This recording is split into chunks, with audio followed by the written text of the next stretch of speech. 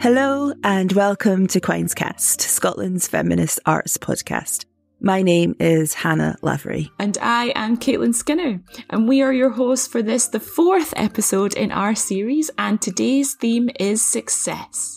On each episode, we invite some of Scotland's leading feminist writers, poets, playwrights and musicians to respond. Today, we are joined by all-female rap group The Honey Farm, writer and editor Arusa Qureshi, activist and writer Sara Sheridan, and also featuring a short play by playwright Isla Cowan.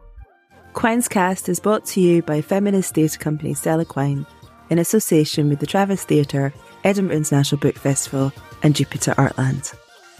Okay, Hannah, here we are. It's episode 4 and the theme is success. This has felt like a really meaty theme for me. I think it's really tapped into some stuff that I'm thinking a lot about. But how about you? How do you relate to the idea of success? It's a really difficult one, isn't it? Because it's that idea of almost this sort of shame. And I don't know whether that's a gendered thing about wanting success, never mind sort of articulating that maybe you feel successful. I always feel like that phrase, wind your neck in, it sort of comes to mind whenever I sort of even feel that I'm doing well. What is success and who's defining it, and how much are we living or desiring a success that isn't actually, that gives us a life that necessarily we don't want? And I'm always really interested in people who we would think of as being successful, who then talk about a life that feels, or like they feel unhappy within that. They feel pulled, or they feel like they don't enjoy the pressure, or they're living up to other people's expectations. And I think as I get older, it's definitely something that I want to reflect upon. Yeah, I find myself reflecting on it a lot, and certainly in the making of this episode have done so even more. Like, I'm so aware of the patriarchal ideas that feed into sort of traditional ideas of success, and wanting to deconstruct them and wanting to find other ways to feel successful. But at the same time, I also want to be successful in those traditional ways. I want all of those things.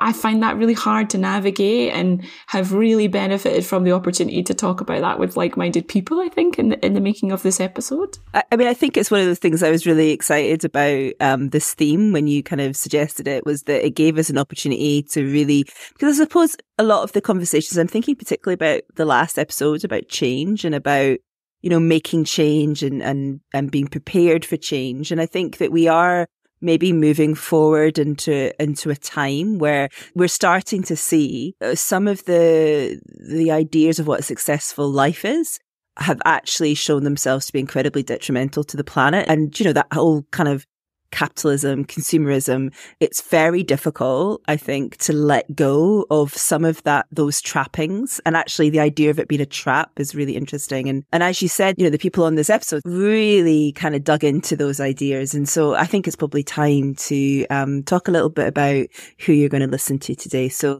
this episode was recorded at the Travis Theatre in October this year. And to open our show, we welcome some music from the wonderful Honey Farm. Honey Farm are Gail Curran, Gracie Brill and B. Asha Singh. And regular listeners will recognise B, as she is part of our discussion group who have been contributing to these episodes. On the day that we recorded, unfortunately, Honey Farm member Gracie Brill was unwell, but B and Gail were quickly able to adapt their set, and they performed just the two of them. So, yeah, here they are, the Honey Farm. And success. This is on success because we're badass bitches. Successfully made it out of the house. So get nice photos. Out of my town into the city. It's rare. Woo! So this tune's called Protagabish.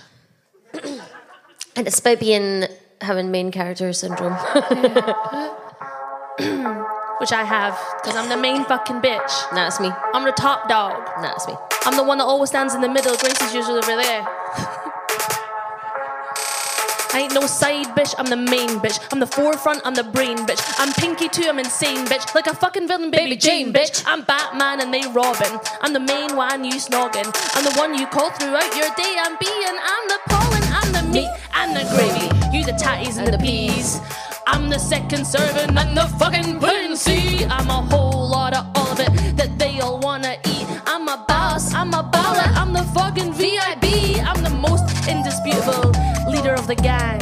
I'm the top cat, I'm everything you can. yeah. We the top bitches, so delicious. You don't eat us on the side, no kickers. We're the main fucking dishes. I'm the main man, you're my biggest fan. Teacher, preacher, jester, joker, teen smoker, midday toker. The protagonist, no shit, motherfucker, this a banging flick. The most savage bitch, I let my lips with the script on a tragic set. Your most magic witch, like Sabrina Spellman had a kid. I'm Homer Simpson, I'm Marge Simpson, I'm Lisa Simpson, I'm Bart Simpson, I'm Robin Hood, I'm not a boo, I'm Peter Pan and Captain Hook. I'm the Grinch, I'm Cindy Lou, I'm every fucking page of the Jungle Book. I'm Scooby-Doo and Harry Potter, I'm Gandalf too, I'm Bilbo's daughter, Fly Talker, Skywalker, Elsa's Ice and Ariel's voice. Simba on the back once he made his choice. The return of the king, you can kiss this ring. I got no strings, I'm a real boy, no Jiminy Cricket. If you need a sidekick, I'm not your fucking ticket. I'm the main fucking dish. I'm running shit, you run down. You loving it, you dumb clown. Ich liebe es, you come now. Cause I get what I want and I want what I get. You mess my pussy, your eyes will get wet. You think you can top me, I'm taking that bet. I'll be rolling in dough while you crying in debt. She rolling in dough while you crying in debt. We the top bitches, so delicious. You don't eat us on the side, no kickers. We're the main fucking dishes.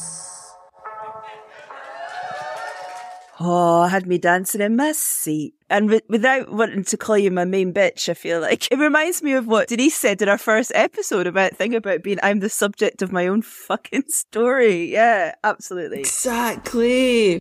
And yeah, and the Wonderful Honey Farm will be returning at the end of our show. But first, Caitlin, who have we got next?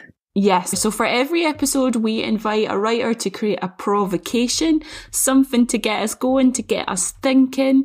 I feel like the Honey Farm have done a brilliant job of setting us up for success in this episode. And actually that leads in really well with what Arusa is going to come in with. So this week's writer is Arusa Qureshi. She's a writer and editor. She's a brilliant person. And she's written something here that I think is really vulnerable and tender and really provocative. So enjoy. Hi everyone.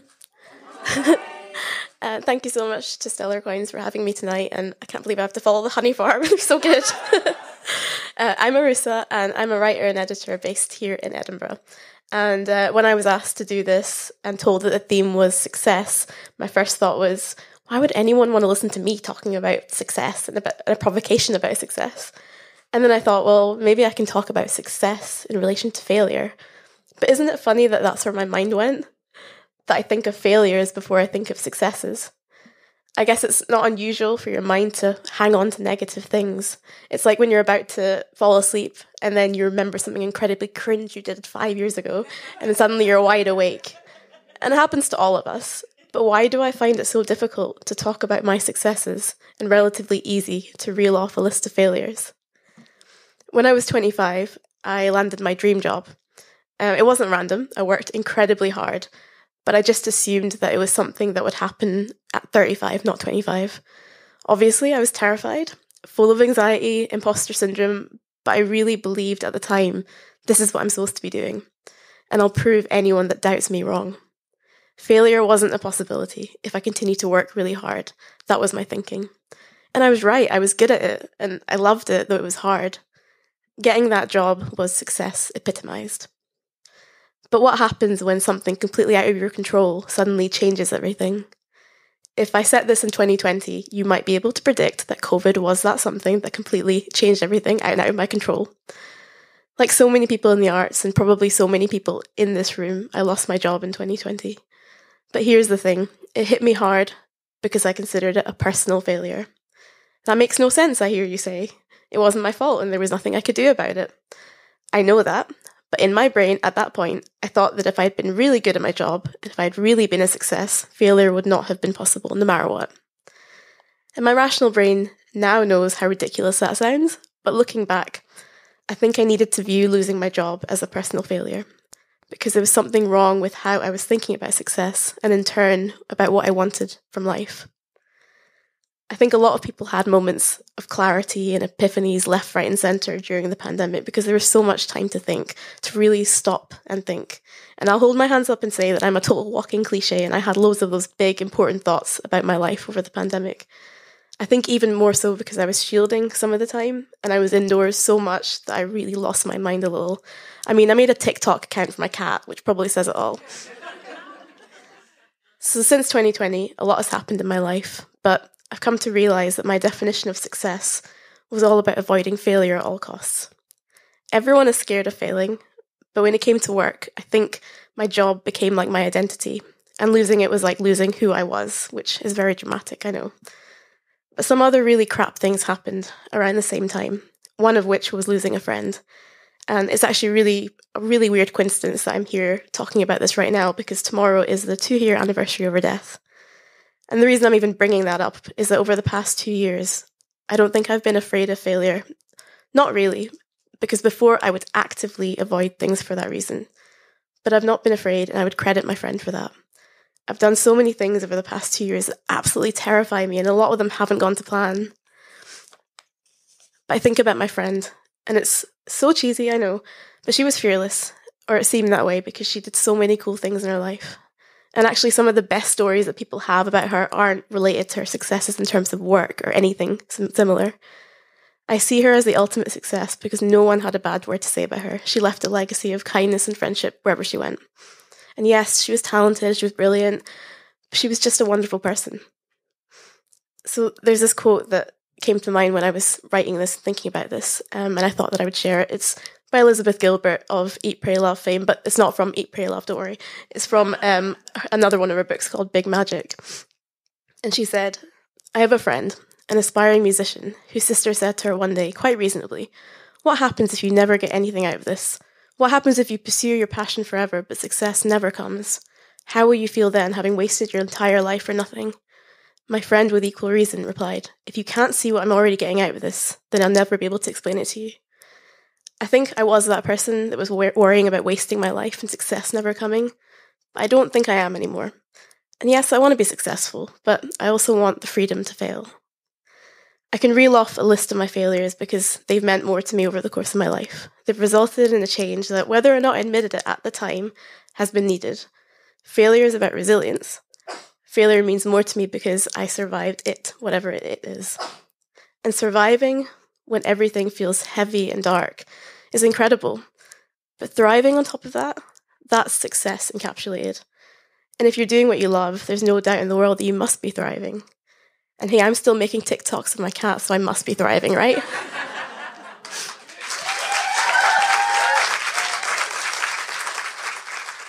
Yeah, I love what Arusa has said in this provocation. I think the thing that really struck me was this idea of that success is actually the freedom to fail. And that feels really true to me, actually, like as I've got older. What about you? Does that work for you?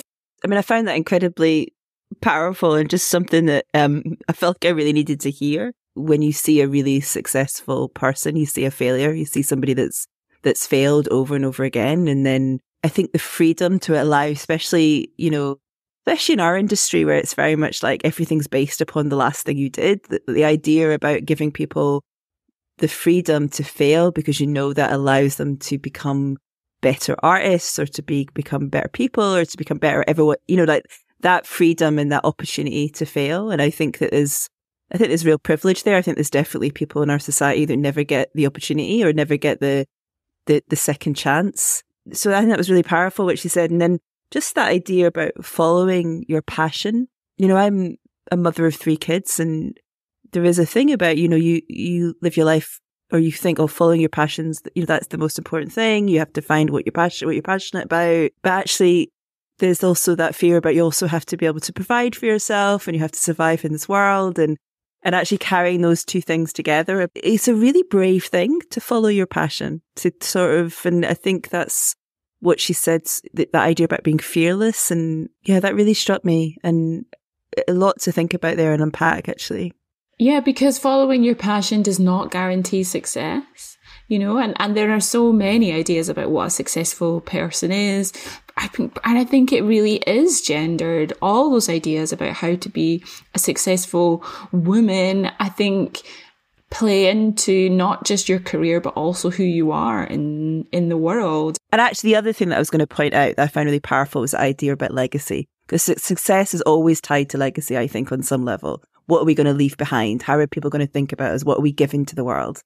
Or taking from the world, perhaps? And so, I mean, beautiful when she talks about her friend, that no one had a bad word to say, and that she'd left this legacy of kindness. And I think maybe why this show for me feels so important to me, because actually, if we allowed ourselves to really talk about what a successful life is, leaving kindness, leaving that behind, or leaving friendship behind you feels so much more important, really, than money or things and accumulating. And I mean, there was so much wisdom in that, and I think that was such a gift of a provocation.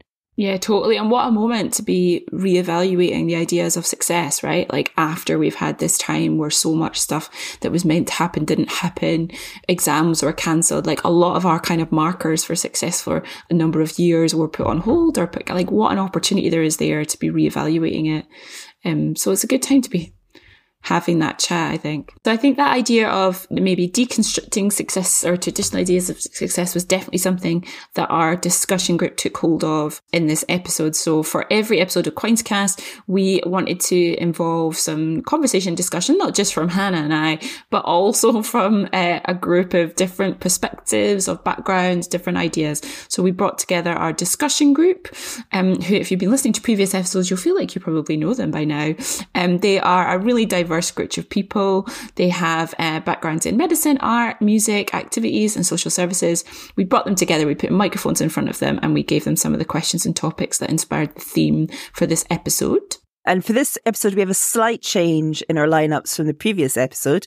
B, who you've just heard, in Honey Farm, and Clementine Burnley weren't able to make the recording of this one, but instead the wonderful Leslie Orr, super inspiring, great human being, joined the group. So Leslie Orr is a feminist historian, writer and activist with over 30 years professional and voluntary commitment to challenging gender inequality, abuse and violence against women. She's also chair of the Stella Quines board. She joins our other discussion group members, Lisa George, Talat Yakub, Aman Upal and Carrie Lunan. Let's hand over to our discussion group.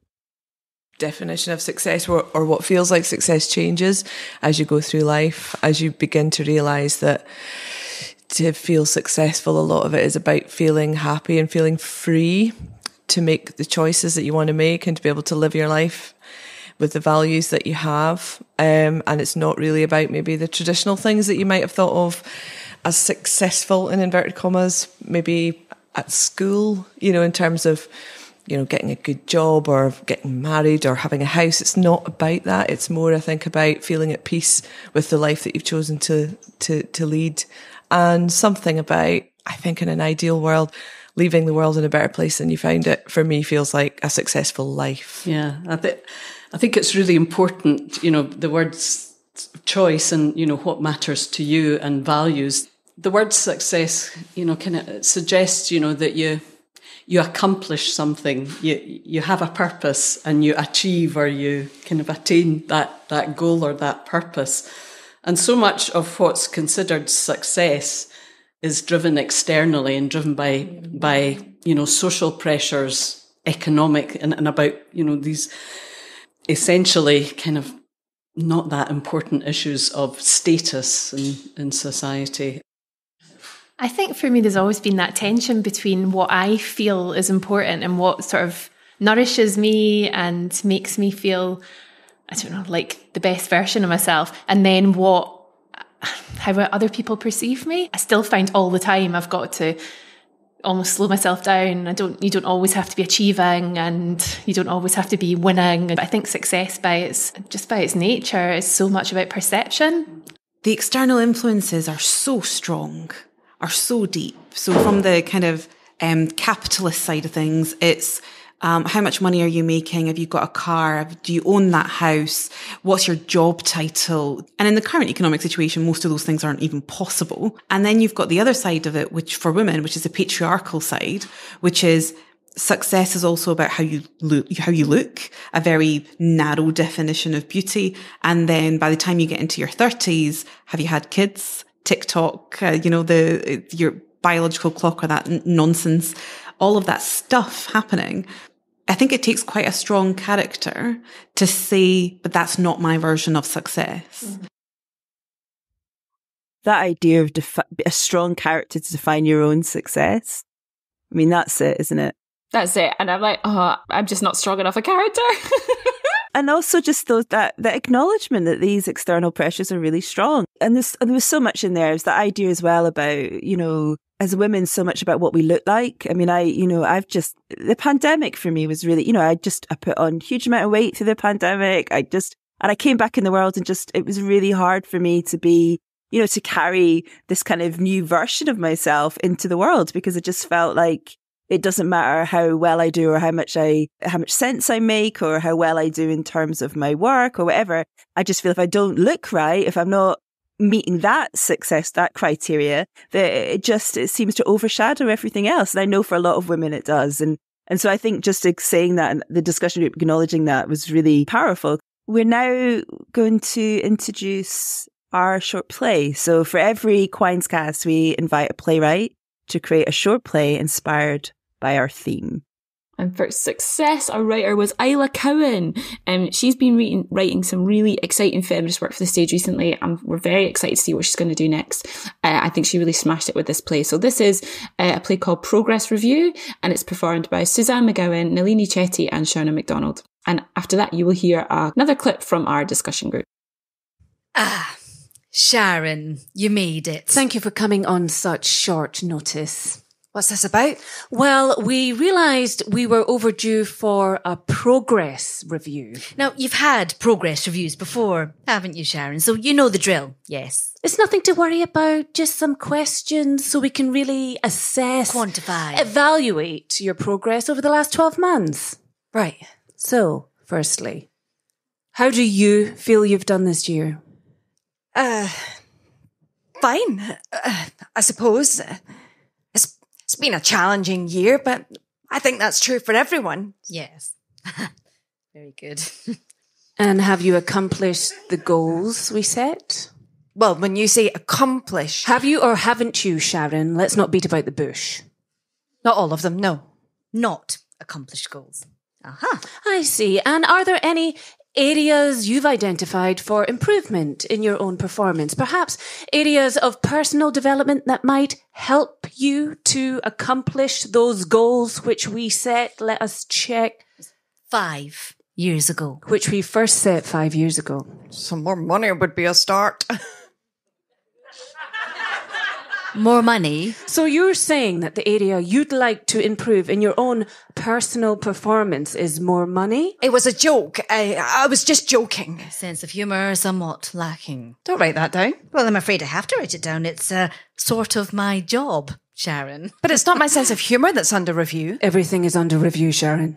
Everything. Everything. So, let's do a little recap of the 5-year plan, shall we? Over the last 5 years, you've not been promoted to senior manager. You had the opportunity in, 2019, but didn't go for it. You've not bought a house. You've not paid off the car. You've not achieved the perfect balance between smart and sexy dress for work events, as everyone over the age of 25 should have. You haven't met the one and settled down in a 2 to 3 bed townhouse, though we'd accept a flat if it has big enough windows and ample storage. You've not learnt to ski for the sake of your career. You've not travelled. You've not volunteered. You've not had your first child by 33. Which, may I remind you, Sharon, was calculated according to your body's bounce-back abilities, meaning a second child will now have irreversible effects. Including, but not limited to, stretch marks, cankles, breast sac, and significant weight gain. Significant weight gain. Now, we've also noticed some concerning behaviour as of late. Concerning? What's concerning? Well, last Saturday, you didn't leave your bed until midday. And the Sunday before that, you had a long walk. And there was even an incident of a third helping of birthday cake at your niece's birthday party. Well, none of the kids were eating it. But the thing is, Sharon, it's things like that that suggest you, how should I put it, you don't really care about your progress. About your pride. That you've let go. Let go? So, how can we get to the bottom of this? Because maybe Maybe. If we get to the bottom of your disruptive behaviour, we'll find the root of your stagnation. So just tell us, Sharon, what's going on? Well, Because you used to be so focused. You used to be so go-getting. You used to be so brilliant, and now, well... Look at you. You're stalling. What happened? I'm just really tired, okay? But Sharon, dear, you don't have time to be tired. There's a glass ceiling to be broken. I know. And a biological clock to beat. I know. And you've got ladders to climb. And mountains to move. And trends to set. And babies to birth. And awards to win. And trees. Will you both please just shut up? Just for a second. For 1 second. Because I can't keep doing this, okay? I can't keep going because it's all just fucking relentless. And I don't want to do it anymore, okay? I don't want to play the game. I don't want to climb the mountain or move the ladder or whatever the fuck it is I'm supposed to do. And yes, I used to be motivated and I used to be brilliant and I used to do it all. But doing it all is really fucking exhausting. And maybe, just maybe, I've been on standstill these last 5 years because I can't keep moving forward. I can't get anywhere because those gatekeepers, those key holders and cocksuckers and elitist cunts won't fucking let me. And maybe fighting it all of the time is just too fucking hard. Have you ever been to the seaside? Negative. We should go. Just get on a train and leave. And work will call and I won't answer. And Janet will call and I won't answer. And Susie, the electrician who's finally coming to fix my cooker, will call and I won't answer. And I'll just stare at the sea for centuries. I'll just sit still and stare at the sea. Just sit, Sharon. Just sit and stare at the sea. But that's... it's not very productive. Sharon, is it? I don't care. But Sharon, don't you want to be successful? Admired. Celebrated. Esteemed. One of those women who's simultaneously a badass boss bitch and homemaking miracle. One of those women who's somehow skinny and sexy and has a high-power senior position at work, but is also head of the PTA and secretary of the neighbourhood watch and makes real home baking for charity events. One of those women people gawk at and say, my God, how does she do it? Isn't that what we want? What you want? Yes. No. I don't know. Part of me does. I do. But no, there's no but, Sharon. This is how it is. And that's why you have us to help keep you on track. Remember, this is what you want. So, let's forget about this little outburst, shall we? This moment of weakness. Mm-hmm. And the sea will still be there in 50 years. And you can go for a dip before you die. We promise. Now, let's set our goals for next year, shall we? And visualize... Progression. Exactly. Growth. Precisely. Success. Now, no time to lose. No one's getting any younger, are we, Sharon? So let's look again at the 10-year plan.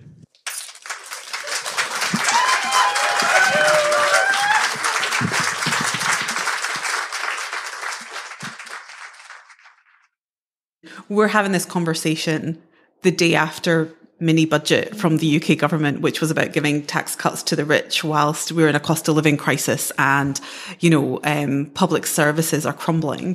A successful society does not look like that. A successful society is about redistribution. A successful society is about well-being prioritized over and actually giving people enough for well-being to be prioritized. So it's just, you're coming up against the organization values, but then also coming up against society and a government values that actually are in opposition to your own well-being, makes success and pride actually really hard to come by, because it's constantly being defined by somebody else. I think we're living in the long afterwash of Thatcher's declaration that there is no such thing as society.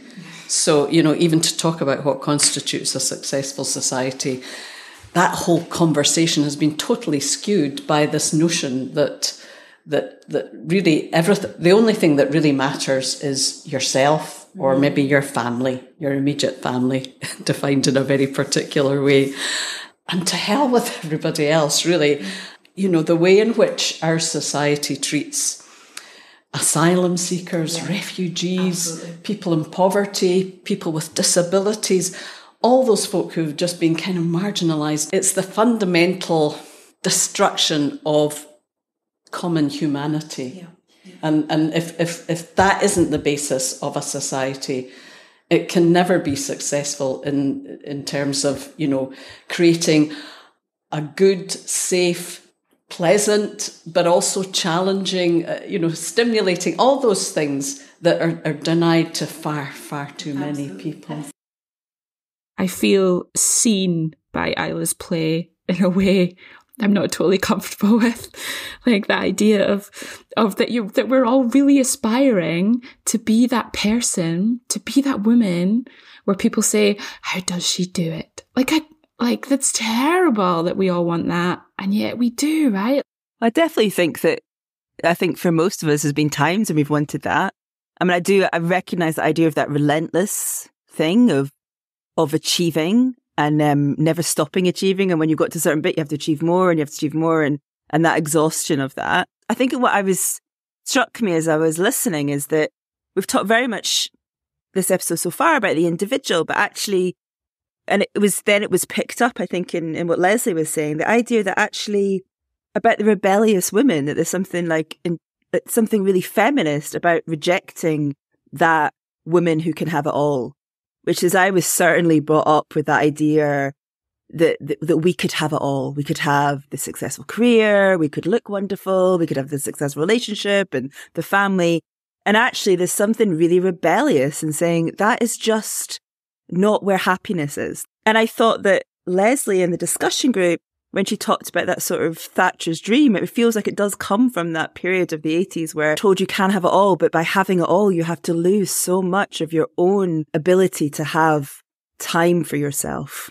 Yeah, that reminds me of what you were saying at the beginning about how much of our ideas of success are based on destroying the planet, actually. And now we have to reevaluate those things. And that makes me think about our obsession with growth. At the beginning of that discussion group, the group there are reflecting on the fact that they were recording it shortly after that mini budget, where we now have this new obsession, a re-obsession with the idea of growth. In the age where we're trying to tackle the climate crisis and we're crying out for that. And it feels like totally at odds with where we need to be. And I guess that then made me think about personal growth and are we still obsessed? Are we as obsessed with personal growth as we are with economic growth or societal growth as well? Are those things really linked? And actually you can't separate them. And there's something really, really powerful for me about when we move back into, well, we're not moving back, we're continuing with this idea of austerity and cutting back public services. Whose time gets lost when we cut back on public services? Who has to take on more of the responsibility of being a carer and doing the caring responsibilities? Who's the one that loses opportunity or loses opportunities for personal growth or whatever, sitting by the sea or rest?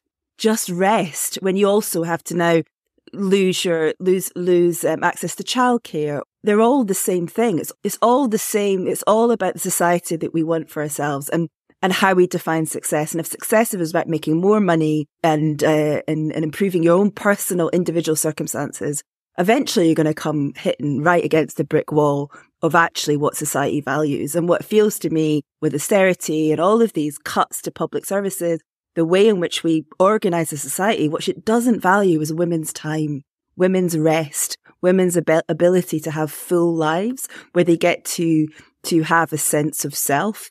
And this ridiculous, relentless list of achievements and things you should do, none of those things are all, as Talat was saying earlier, they're all external pressures, really. So I did feel really, from beginning this kind of episode, feeling really like it was about an individual journey, to actually feeling through that play and through that discussion, it's actually about that intersectional feminist design.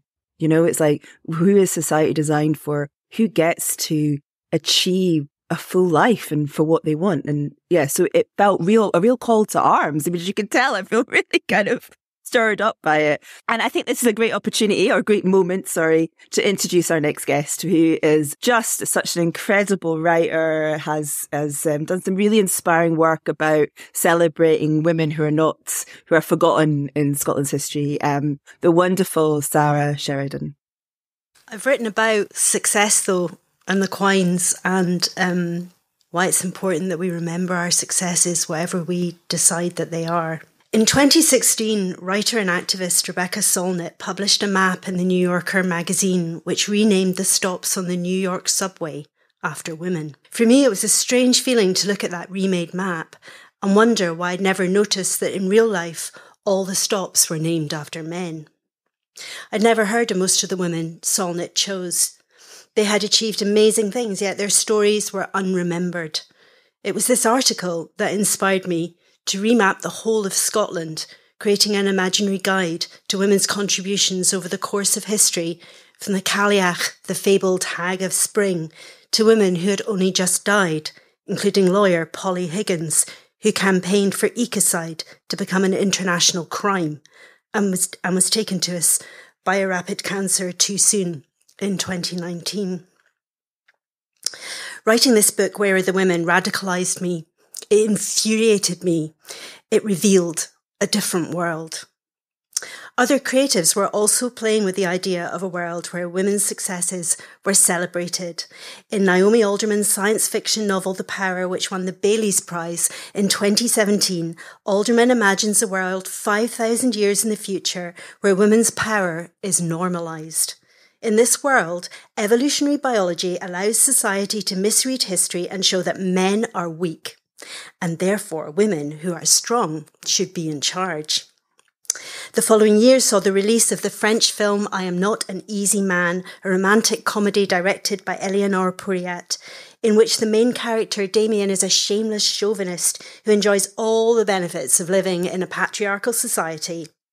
After a bump to the head, he wakes up and finds himself in what seems to be an alternate universe where gender roles are reversed and women have all the power. Over the course of my research, I was often asked, always nervously, do you think there are enough Scottish women worthy of memorialisation? Within a few days, this just made me laugh. The answer is that we have thousands of pioneering women who have been forgotten.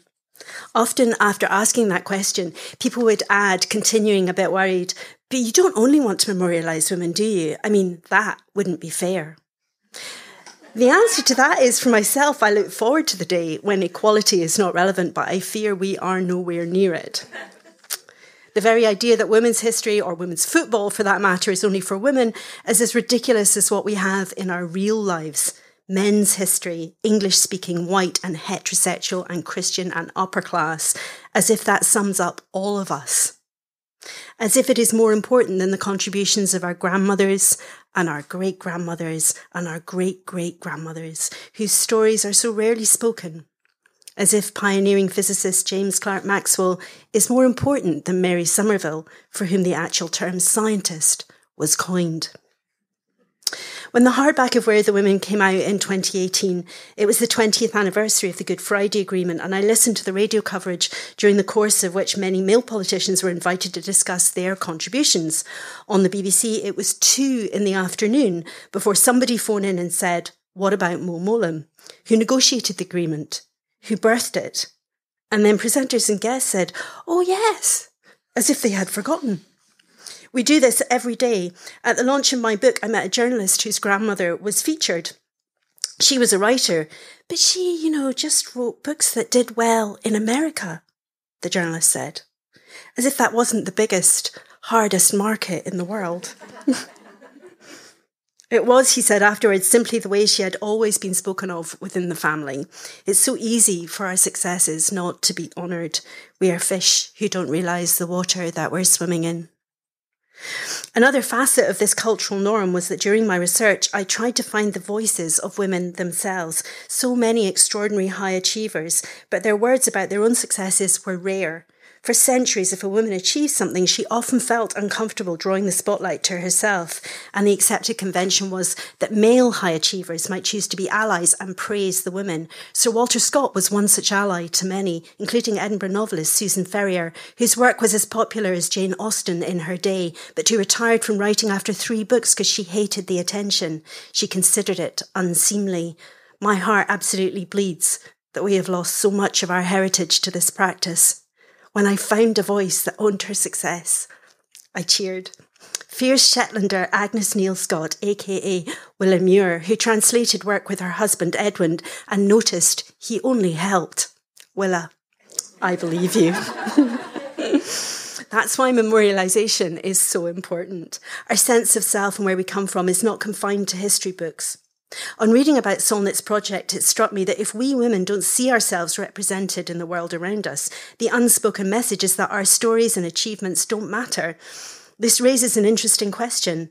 Men are living in that world, a place where they're raised on plinths, where streets are named after them. Like Solnit, I immediately imagined the entitlement I might feel if my gender was included and the impact that would have on my confidence. The sense of what I might achieve and of that achievement just being normal. It was a window into the world of our culturally dominant gender. As George Orwell noted in 1984, he who controls the past controls the future. He who controls the present controls the past. He. Kate Moss, founder of the Women's Prize for Fiction, in her latest book, Warrior Queens and Quiet Revolutionaries, says, it's hard to notice absence. It's like an undercurrent, an awareness that something skew with like a splinter beneath the skin. Once you've noticed the absence, it's obvious, so blindingly obvious you can't believe you didn't notice it before. How did I not see quite simply that the world I lived in my day-to-day experience didn't match the one that we were being taught in history books? History, of course, is famously written by the winners, except that in Where Are the Women, I had a shot at it. Over the course of the research, I estimate I sorted through the records of over 5,000 Scottish women, and I alone got to play God with who to commemorate and who to pass over. I instigated a policy of no lady left behind. Of course, I had to leave a few. The process made me consider what our society calls success. There are different kinds of monuments, statues for high-profile groundbreakers, plaques for more modest achievements, and benches for local sheroes. I have to admit that by the end, I'd come to the conclusion that capitalism often replaces joy with accomplishment, which is a male model, of course. So I wanted to cram the book with stories, making it dense, capturing a real sense of how limited our mainstream history is, a set of dates and battles and legislation valued over storytellers and performers and painters and women who worked quietly in their own communities but touched perhaps thousands of lives. While I had the option of writing more about fewer women and cherry-picking 30 or 40 who fitted into the patriarchal model of success, I wanted to write something that demonstrated that we have hundreds of Quines who discovered and invented and adventured and profited and suffered and created and thought and led and healed and battled. Every time a reader dipped into my book, I wanted them to find something new, just as I did, researching it. I wrote the stories of 1,200 women in the end, and I could have written stories of 1,200 more. We come from amazing. Our foremothers are extraordinary, and we have forgotten them. One irony of this is that the inability to credit women means that there have been times that later generations considered themselves groundbreaking, when in fact other women many years before had already spectacularly succeeded in their field. Medieval women in business predated Victorian and Edwardian business tycoons who considered their careers pioneering, and in a way, both of these generations were pioneers, but the second needn't have been. I learnt a lot about my country and how our built environment and politics and economics drives people's interests and indeed brings out our talents. I knew Glasgow was an industrial city at heart, but the sheer number of crusading women in the labour movement that it spawned in comparison to us here in Edinburgh, which only 50 miles away has a longer active timeline with realms of medieval women and educationalists and Enlightenment thinkers, was extraordinary. Edinburgh had an opera singer and composers and more witches. Glasgow, as well as campaigners, had more performers who toured as nightclub or music hall sensations. In Dundee, I unearthed a stream of poets among early labour activists, traits that didn't spring up together anywhere else, while the women of the north wrote so movingly about the land in Scots and Gaelic and English that I felt they would willingly lie down and melt into the hills. Suffragettes, it has to be said, were everywhere. Overall, my research demonstrated that we are a product of our environment, both built and cultural, so the voices we allow to create that environment is of huge importance, whose successes we choose to remember, and who we include and leave out of that great book we call history. What I hope I wrote is a celebration that shows the breadth of female achievement. We truly have only told half our story, and logically, the next question is, what are we going to do about it? It's about time we changed the world we're building to include everybody. After I'd finished, I wrote a poem to my own great-grandmother. She was a Russian Jewish refugee who came to this country in the 1880s with her husband and bore 13 children here.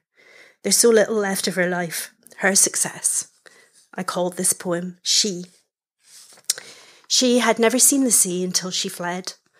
Wave upon wave, endlessly strange, putting death behind her, keeping her eyes ahead on her life and the lives to come, all of us. She landed. The scent of hops and the sound of drawn-out vowels, as if she had travelled through time, not place, words raising their voices, and nothing is clear, and she wonders, will this ever feel real? Or will she go on trusting only stolen moments, the silent ones, water on skin, a kiss in the darkness, 2 candles on a Friday. My foremother, the only she, clinging to the sheer precipice of her determination that for us, a twinkle in her eye, for us, this will be home. Thank you. You know, historically, success hasn't been one of the categories by which women are meant to measure their lives. Women's traditional role and expectation has been to perform services.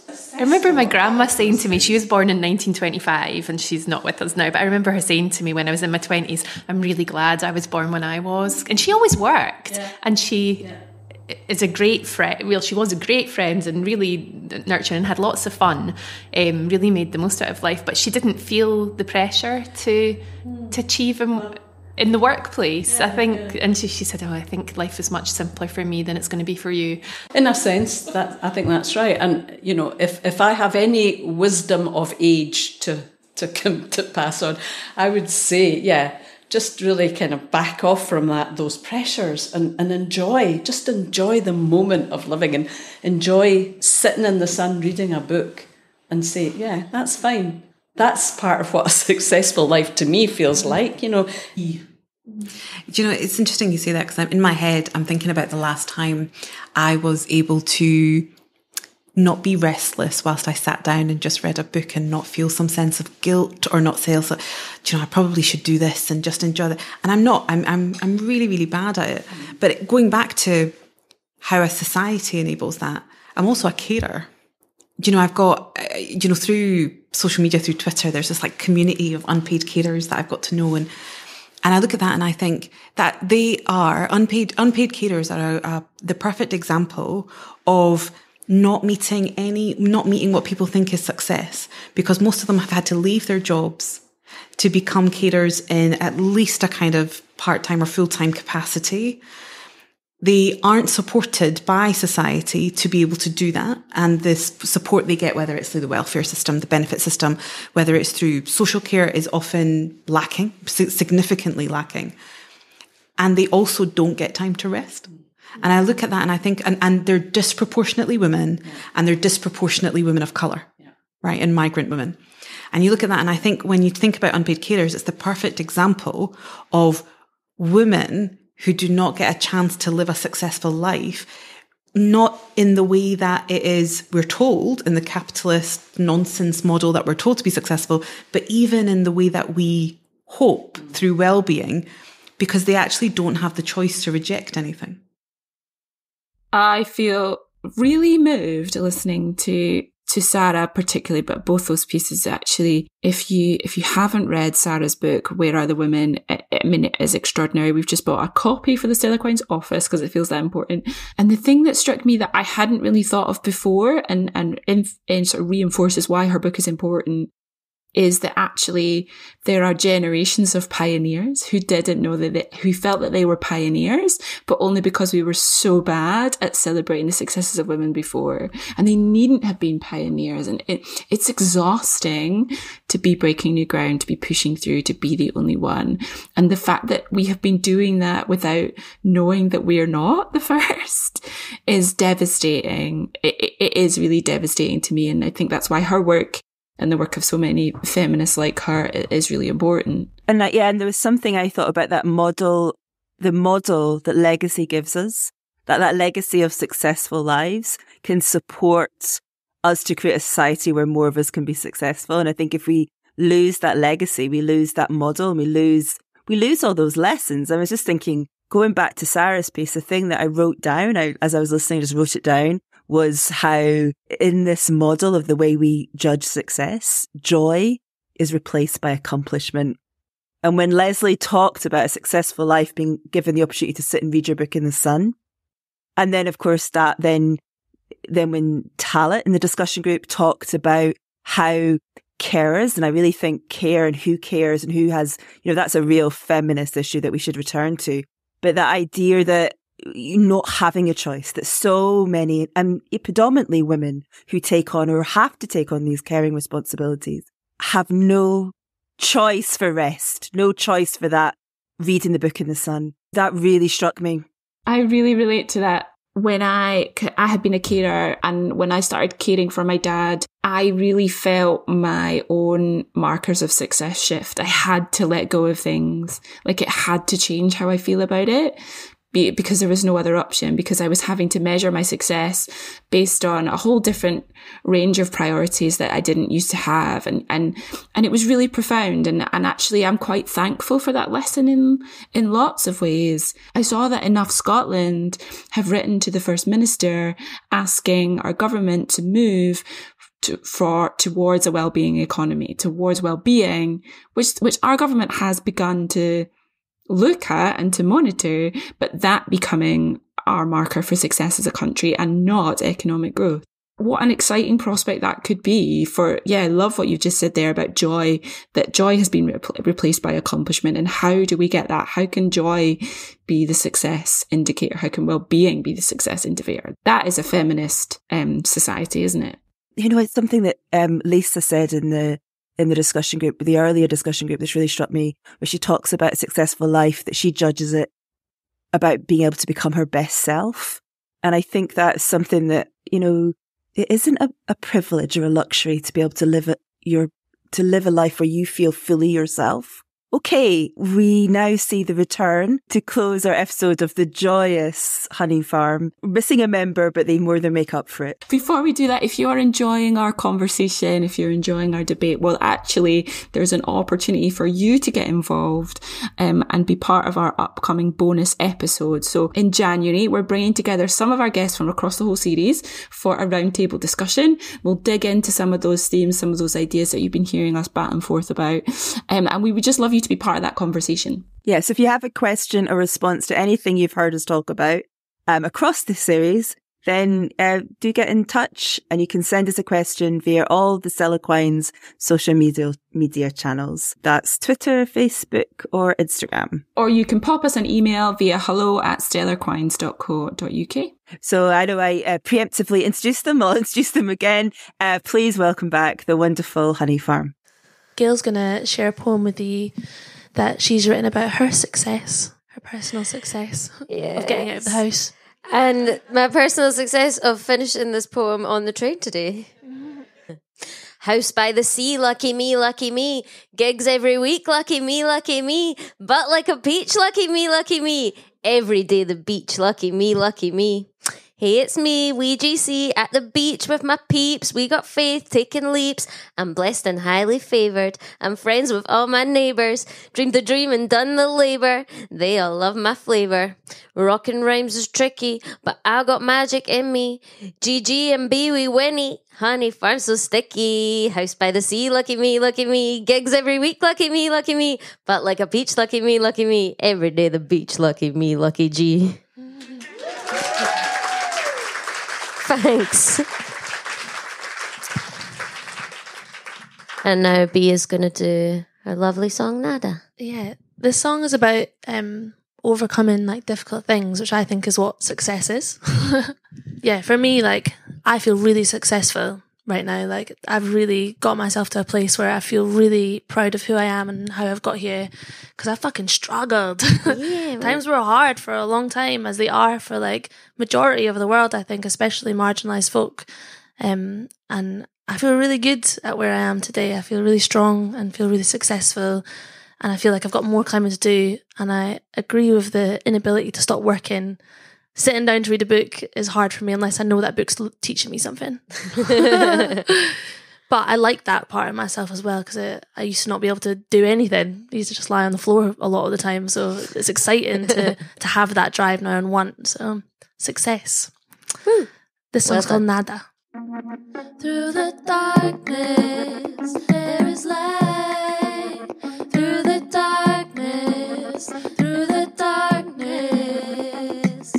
Who I am becoming so much more than I've ever been. Now it seems obvious, desert was unseen. I thought I reached my peak, thought I'd nothing left to seek. But my golden stitch was hovering just beneath my floating feet. I'm sitting on cloud 8, I thought it should be 9. But 7th heaven flocked the door and silver was no line. I'm whispering stay gold like Dali didn't know if the sunset lasts and there's nowhere new to go. I'm happy for the darkness to take over now and then. Then I'll greet the daylight like my sweetest, dearest friend. I'm happy for the darkness, I believe in thing called love. And to love myself truly means avoiding all the drugs, avoiding all the drama, avoiding all the pain. Looking in the mirror cause there's no one else to blame. Dropping off my ego like Barry off a cliff. When the light shines through, I'ma know.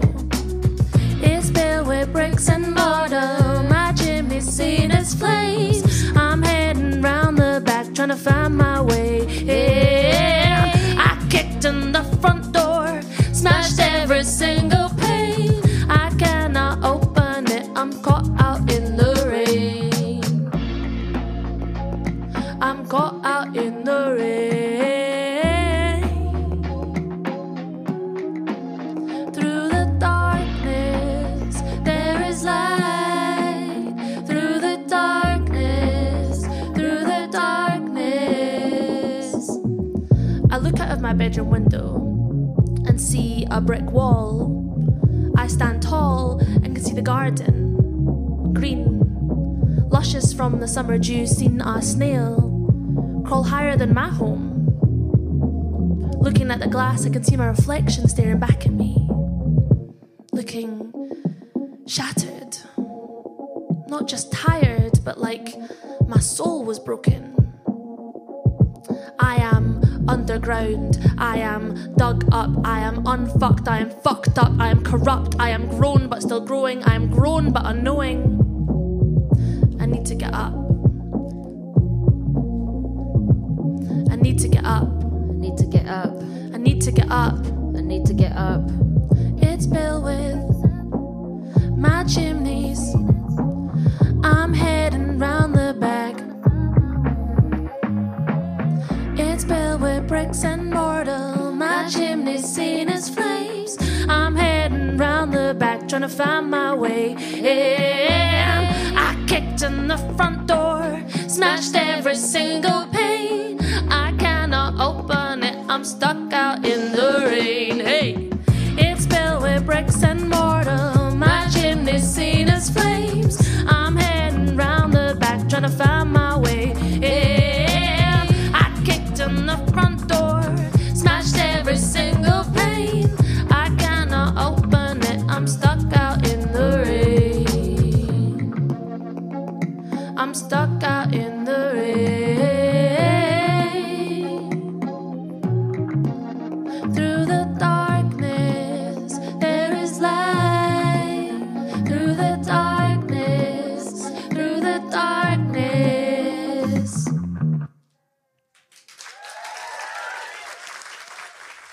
Wow, that was wonderful. What an incredible ending to our discussion group. And just a huge, huge thanks to Honey Farm for just really bringing it. I've got no other words to say, really, just astounding. And here we are at the end of our episode on success. So thank you so much for listening. We really hope you enjoyed our show. And if you did, please tell your pals. That's right, you can find us on all your favourite podcast platforms. If you are enjoying the series, and please rate and review. It really helps people to find it and also helps us to make more. Our 5th and final full episode of the season will be out next week, and the theme is home. Our guests include folk guitarist and singer Jen Butterworth, novelist and TV writer Kerry Hudson, poet Marjorie Lofty, and playwrights Alison Woodhouse and Tim Barrow. Hope you can join us then. This episode of Quines Cast was created and presented by Hannah Lavery and Caitlin Skinner, featuring original work by our contributors The Honey Farm, Arusa Qureshi, Sara Sheridan and Isla Cowan. Performers in Progress Review by Isla Cowan were Suzanne McGowan, Nalini Chetty and Shauna McDonald. Editor Helena Rafai, project producer Barbie Lyon, sound engineer David Key. The Stellar Quines team are General Manager Barbie Lyon, Associate Director of Engagement Beth Godfrey, Artistic Director and CEO Caitlin Skinner, Company Administrator and Young Quines Producer Erin McGee, Head of Audiences and Communications Sarah Marie Mooney. Quines Cast image by Julia Francis Dugan. Quines Cast is possible because of funding from Creative Scotland and support from our partners, the Travis Theatre, Edinburgh International Book Festival and Jupiter Rising at Jupiter Artland. We are Stellar Quines because of the many people who have supported us over the years. Next year will see us reach our 30th year of asking for better representation and equality, and we still have a long way to go.